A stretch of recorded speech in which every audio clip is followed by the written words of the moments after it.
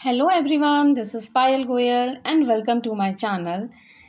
So I hope आप लोगों को जो भी मैं स्टेट में कवर कर रही हूँ समझ में आ रहा होगा और अच्छा लग रहा होगा. So here I am with another topic which is one way analysis of variance और हम शॉर्ट में इसको बोलते हैं अनोवा. ये अभी हमने लास्ट क्लास में टी टेस्ट पढ़ा था. ये टी टेस्ट का ही एक्सटेंशन है. टी टेस्ट में क्या होता है, हम कंपेयर करते हैं दो सैंपल के मीन को. या तो वो इंडिपेंडेंट सैंपल्स होते हैं या फिर दो डिफरेंट ही पॉपुलेशन से होते हैं, लेकिन दो सैंपल्स को हम लोग दो सैंपल के मीन्स को कंपेयर करते हैं. But what if we have to compare more than two samples. अगर अब हमें दो सैंपल से ज़्यादा कंपेयर करना पड़े तो क्या होगा. जैसे अगर हमारे पास अभी A, B, C, D ये 4 सैंपल्स हैं, अब हमें इन्हें कंपेयर करना है तो क्या होगा. हम A एंड B को कंपेयर करेंगे, फिर B और C को करेंगे, C और D को करेंगे. Then will compare A and C, B and D, B and C और A एंड D. ऐसे करना पड़ेगा. वो कितने सारे नंबर ऑफ परम्यूटेशन कॉम्बिनेशंस बन जाएंगे, which is practically actually not possible. If I read this, practically not possible as well as feasible also. अभी तो ये 4 ही हैं. 5, 6, 7, 8, 10 मीन्स कितने भी अगर सैम्पल्स हमारे नंबर ऑफ सैम्पल्स बढ़ते जाएंगे तो हम कब तक दो के बीच में टी टेस्ट कम करते रहेंगे, कंपेयर करते रहेंगे. और टी टेस्ट का एक और भी जो ड्रॉबैक है, not exactly the drawback, I will say the short coming है, वो मैं इसमें बताती हूँ आपको. हमारा मटेरियल में है page number 78.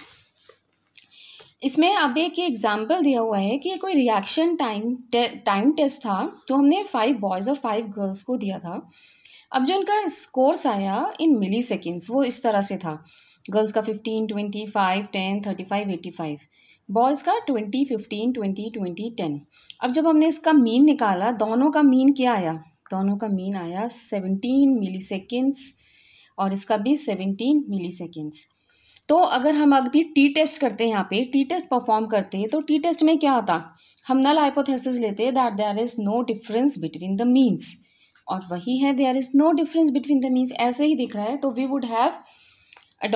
Would have accepted the null hypothesis. लेकिन अगर हम यहाँ पे देखें तो जो गर्ल्स का जो रिएक्शन टाइम है और जो बॉयज़ का रिएक्शन टाइम है, दोनों में विद इन सैम्पल कितना ज़्यादा डिफरेंस है. लेकिन कितना ज़्यादा हेट्रोजीनियस है गर्ल्स का. Heterogeneous means which has large number of variations, और ये होमोजीनियस है मीन्स सेम है. आई थिंक यहाँ पे इन्होंने कहीं लिखा हुआ भी है, the group of girl is very heterogeneous in their reaction time in comparison to boys. अब देखो इसमें वेरिएंस कितना है. गर्ल्स का जो फर्स्ट है वो 5 है. अगर अब हम इस और जो मैक्सिमम टाइम है, मैक्सिमम रिएक्शन टाइम है, दैट इज़ 35 मिली सेकेंड्स. तो अगर हम वेरिएंस देखें तो गर्ल्स का वेरिएंस आता है 17 माइनस 5, तो वो हमारा आ जाता है 12 टू 35 माइनस 17, 18 मीन्स 18. 12 टू 18 के बीच में वो वेरी कर रहा है, जो मीन वेरी कर रहा है. हाँ, डेविएशन जो है हमारा. और बॉयज़ का आप देखो, इसका मिनिमम 10 है और maximum is 20. That's it. It's ranging from 10 to 20. तो जो इसका मेन वेरिएंस कर रहा है वो कर रहा है 10 माइनस 17, 3 और यहाँ पे 7, जस्ट 7 मिली सेकेंड. जो डेविएशन है वो इतना सा डेविएशन है. So from here what we can conclude is कि that group B means boys is much better in their reaction time in comparison to girls. दोनों का रिएक्शन टाइम का मीन सेम है, but still boys are better as compared to girls. So अगर इस तरह के हमें टेस्ट करना है, ऐसी कोई हमें एनालिसिस करना है, तो for these kinds of situation T test is not very useful. तो वहाँ पे हम क्या करते हैं, वहाँ पे we use the F test. F test that is one way analysis of variance. ये यहाँ पे मैंने मार्क किया हुआ है, F test, one way analysis of variance, because we are testing the significance difference in the average variance exist between the two or more than two groups. और ये मैंने एक वाला एग्जाम्पल भी मार्क कर रखा है, ये पैरा, इसको भी एक बार पढ़ते हैं. From this example you have seen that the test of significance of difference between the two means sometime led us to draw wrong conclusions and we may wrongly retain the null hypothesis though it should be rejected in real conditions. तो actually अगर real conditions में देखेंगे तो हमने वही देखा कि boys और गर्ल्स का थ्योरेटिकली ठीक है, जब हमने कैलकुलेट करा तो दोनों का सेम आ गया रिएक्शन टाइम, बट प्रैक्टिकली तो सेम नहीं है ना, देयर इज मच डिफरेंस. सो इन दो सिचुएशंस वी यूज एनोवा. तो what is ANOVA? ANOVA again, as I said, it's a parametric test and it is an extension. It is an extension of t-test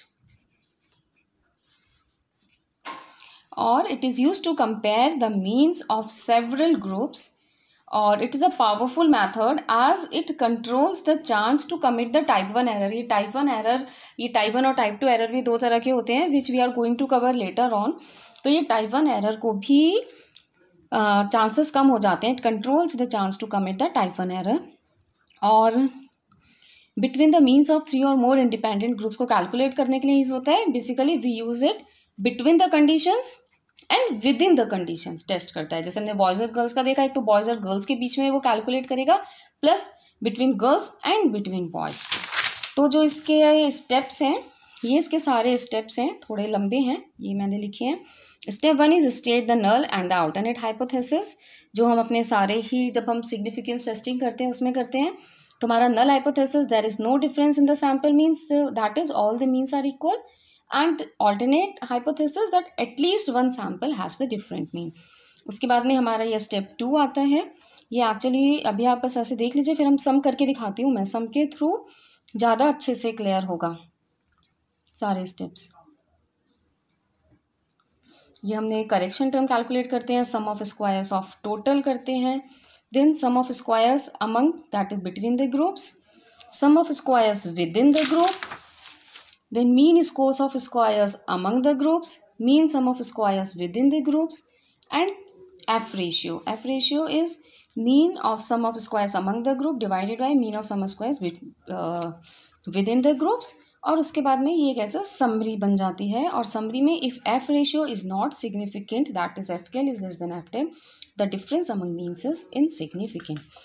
तो अभी तो ये आपको I know कुछ भी समझ में नहीं आया होगा. जब हम सम करेंगे, ये सम भी हमारा मटेरियल का है एक्सक्यूज मी, पेज 85 का है. ये हमें 4 ग्रुप्स की 4 कंडीशंस दे रखी हैं. So now we are going to solve it. इसके लिए सबसे पहले हमें कैलकुलेट करना है x1 का स्क्वायर. सो x1 स्क्वायर, ये पहले हमें group A B C D, इसको हमने नाम दे दिया x1 x2 x3 x4. ये चारों वैल्यूज़ दी हुई थी, इनका हमने सम कर लिया. ये मैंने करके इतना रखा हुआ है. अब हम x1 का स्क्वायर करेंगे 16 25 104. x2 का स्क्वायर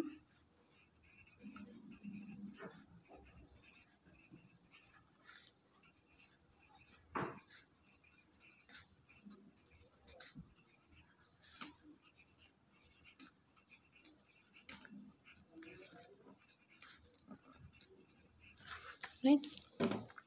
अभी सबका सम कर लेते हैं. 46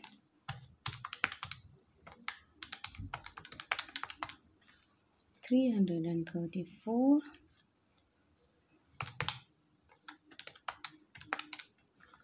105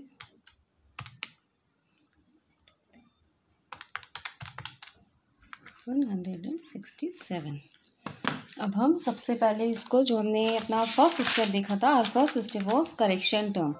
C is equal to sigma x का square upon n. That is जितने भी हमारे x हैं, कितने भी हमारे ग्रुप्स हैं, 1 2 3 4 5 6, जितने भी ग्रुप्स होंगे उनका सबका स्क्वायर अपॉन n. हमारा C आ जाएगा sigma x1 plus sigma x2 plus sigma x3 plus sigma x4 का स्क्वायर. या तो हम एक एक n स्मॉल n लिखते जाएं या फिर एक पूरा कैपिटल N. तो यहाँ पे हमारा जो if you see small n है, हमें यहाँ पे 4 वैल्यूज़ की ज़रूरत होती है. स्मॉल n है 1 2 3 4 5, everywhere it is 5. Capital N means total हमारा कितना डेटा है, कितने सैम्पल्स हैं, तो वो हमारे 20, 5 4 है ये, तो 20, 5 4 20। और एक हमें इसमें ज़रूरत पड़ती है के की। के इज़ नंबर ऑफ ग्रुप्स, कितने नंबर ऑफ ग्रुप्स हैं हमारे, 4। तो ये हमने किया। अब यहाँ पे will put the values 12 plus 40 plus 21 plus 27 upon N. N हमारा है 20, इसका square. Now will calculate that.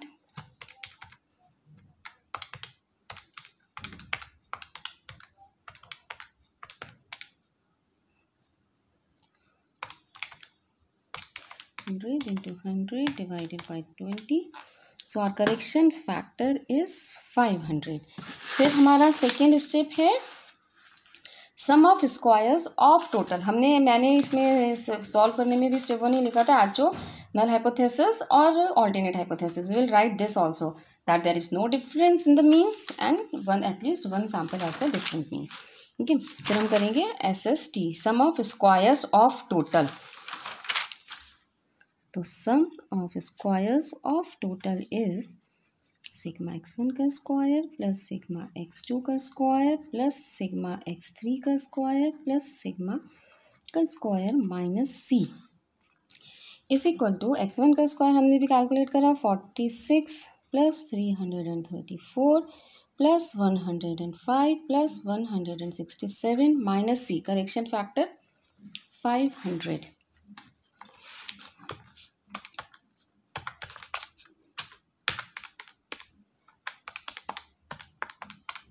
152. Now we will see 152. Now we will see our third step is, next step, sum of squares among or between the groups. That is sum of squares among the group, and it is going to be sum of squares among the group is sigma x1 का square plus sigma x2 का square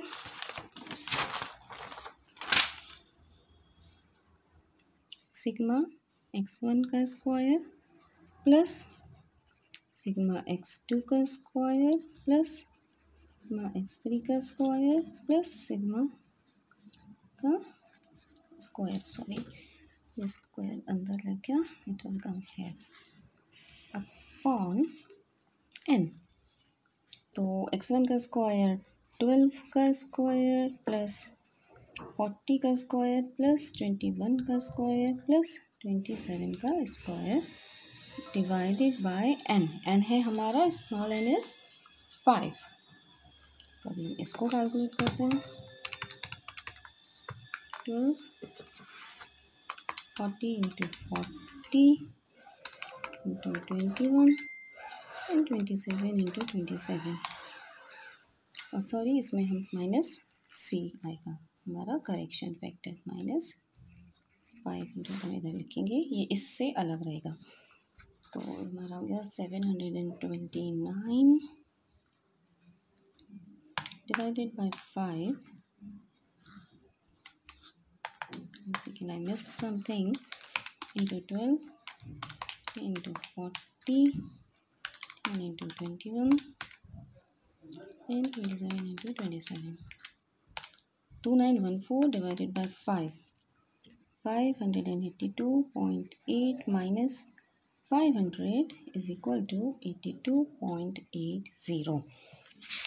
next हमको क्या calculate करना है, sum of squares within the group. So sum of squares within the group is SST, that is sum of squares of total minus sum of squares among the groups. तो ये है हमारा SSW is equal to SST total का sum minus amongst का सम। तो हमारा SST आया था 152 माइनस 82.80। ये जो वैल्यूज़ आ रही है ना, मैं इन सबको सो दैट इजीली आइडेंटिफाई हो जाती है, वरना बहुत बार हम कुछ गलत वैल्यू पिक कर लेते हैं। Now it is 152 minus 82.8, 69.20, right. अब इसके बाद नेक्स्ट स्टेप इज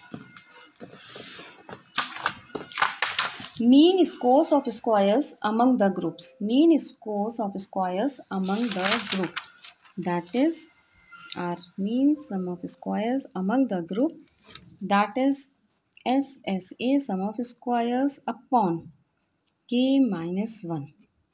हमारा SSA की वैल्यू आई थी 82.80 और हमने के लिया था, के था हमने देखा था 4, जितने हमारे ग्रुप्स हैं 4 minus 1 that is 82.8 divided by 3 is equal to 27.60। अब नेक्स्ट हम कैलकुलेट करेंगे mean sum of squares within the groups, that is SSW upon n minus k, sum of squares within the group upon n minus k। तो हमारा SSW आया था 69.20, इधर 69.20 upon n is our 20 minus k is 4, so it's going to be 69.2 divided by 20 minus 4, that is 16, 4.325। और अब इसके बाद में जो मैंने आपको पहले, चलिए एफ रेशियो भी कैलकुलेट कर लेते हैं। F ratio is equal to mean sum of squares among the groups upon mean sum of squares within the groups is equal to 27.60 upon 4.325 is equal to 6.38। Now we will draw the table.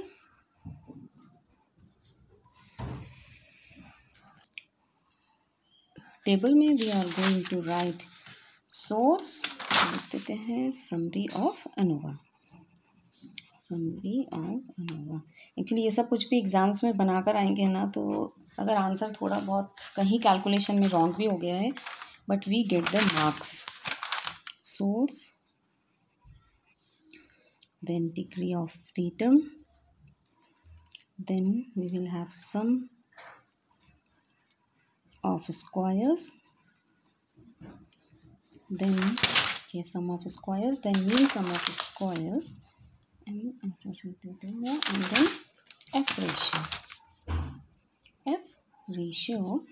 अब हम उसके लिए हमारा source है, what is the source?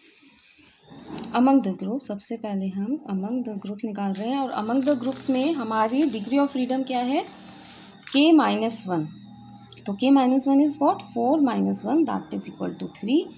और ये हमारा सम of squares आया था 82.80।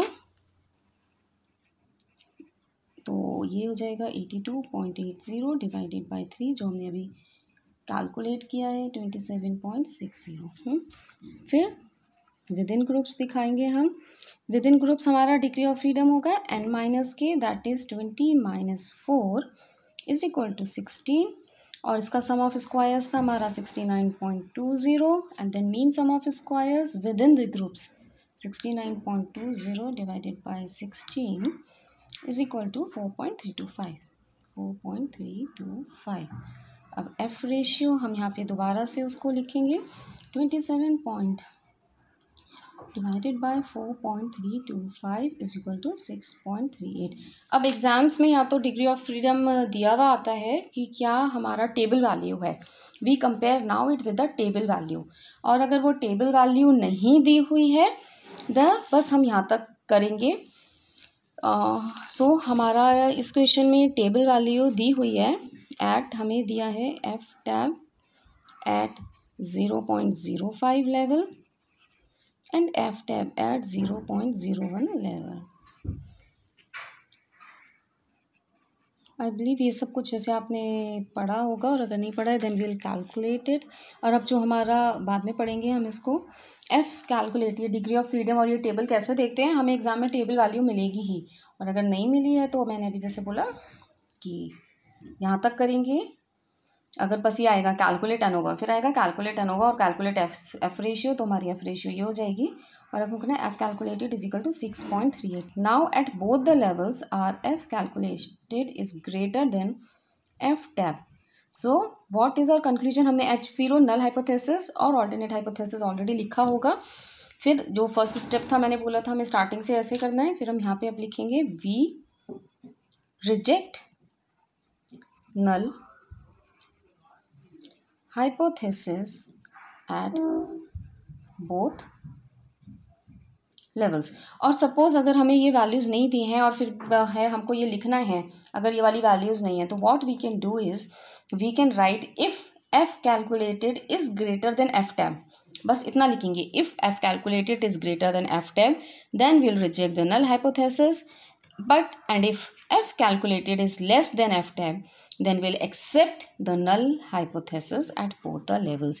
इस तरह का हम लोगों के अभी जो हमारा जुलाई 20 वाला जो बैच है उसके असाइनमेंट्स में क्वेश्चन आया था और उसमें टेबल वैल्यू नहीं दी गई है, तो हम उसमें भी इसी तरह से इन्फ्रेंस अपना निकाल सकते हैं. यहाँ तक कैलकुलेट करा, ये लिखा if F cal is greater than F tab then we'll reject the null hypothesis, but if f cal is less than f tab then we'll accept the null hypothesis. तो अभी हमने ये जब सम करा, अब आई थिंक आप ये steps को देखोगे then it's going to make some sense for you. ये सारे स्टेप बाय स्टेप मैंने लिखे हुए हैं.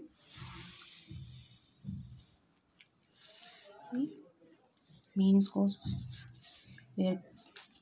Mean sum of scores within the groups, ये हमने सब कैलकुलेट करा. फिर हमने एफ रेशियो कैलकुलेट की. फिर हमने ये टेबल बनाई, summary of ANOVA among the groups, within the groups, among the groups degree of freedom is K-1, और among the groups sum of squares, mean sum of squares. फिर within the groups degree of freedom is N-K, then again sum of squares, mean sum of squares and F ratio.